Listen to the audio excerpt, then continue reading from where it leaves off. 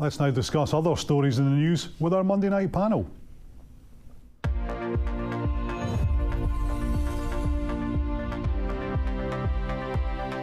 With us, three political commentators. Rachel Watson was a political journalist and now works in strategic communications. Andy McKeever runs a public relations firm and some time ago worked for the Scottish Conservatives. And Hannah Kennedy-Bardell is a small business owner who served 9 years as an SNP MP. Thanks all for coming in tonight. And let's start with the winter fuel payments for pensioners. Last week, the UK government U-turned and pledged to reinstate them for pensioners with an income under £35,000. The Scottish Government was already giving pensioners at least £100, but today the First Minister stepped up his offer. Now that they've seen the error of their ways, my government will once again do the right thing by Scotland's pensioners. I'm very happy to confirm today that no pensioner in Scotland will receive less than they would under the new UK scheme. Details will be set out in due course by my government, but the Scottish Government will always seek to do what is best for Scotland's pensioners. Rachel Watson, how do you think both governments, UK and Scottish governments, have played this? Well, I think, Labour got into government nearly a year ago now. Did they want their first year in power to be almost taken over by the winter fuel payments or be that kind of significant event in the first few months that they took power in the UK? No, they absolutely did not. I think it's been a complete nightmare for them. I think they handled it poorly in terms of assessing that risk when they first decided to make changes to winter fuel payment, but also the way that they communicated that and then allowed this to become a political football for the past almost a year now.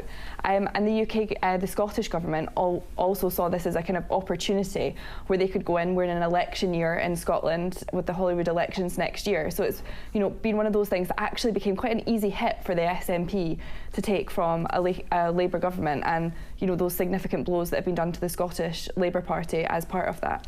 Andy McKeever, this move by the First Minister today was probably the most expected ever. Just no surprise there at all, because we knew that they were going to do this, didn't we? Yeah, I mean, you can't really do anything else. I mean, the whole point of what the SNP were trying to do was take advantage of Labour's cut to winter fuel payments, so you can't then be on the side where you're actually ending up giving Scottish pensioners less. I don't think actually.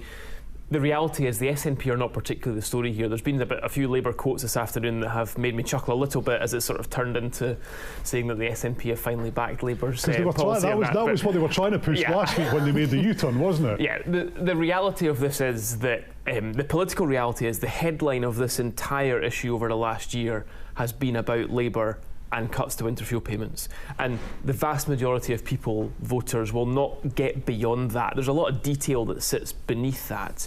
But the headline will always be about what Labour did a year or so ago on this. And I don't think that was ever going to change. This is a net problem for Labour and not a net problem for the SNP. And Hannah, this is the First Minister today basically saying he's going to use the extra 120 or so of consequentials from the spending announcement from the Chancellor last week, basically to put it into this to even up.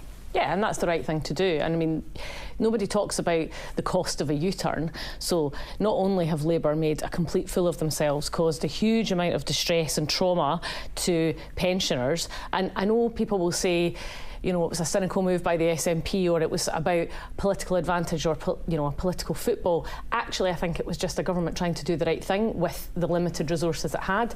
And now the Scottish Government have done the right thing, the SNP and government have done the right thing. But I mean, I agree with both Andy and Rachel, is that it is remarkable that Labour are trying to spin it to say that we've caught up with them when the SNP were the ones who were trying to protect pensioners at a time when the whole allowance was being cut. And, once again, the SNP did it with the bedroom tax, they've done it with things like the Scottish Child Payment, trying to protect the poorest in society when, a huge amount of damage is being done by cuts coming from Westminster. I think we all recognise that budgets are tight and that a huge mess was made by previous Conservatives.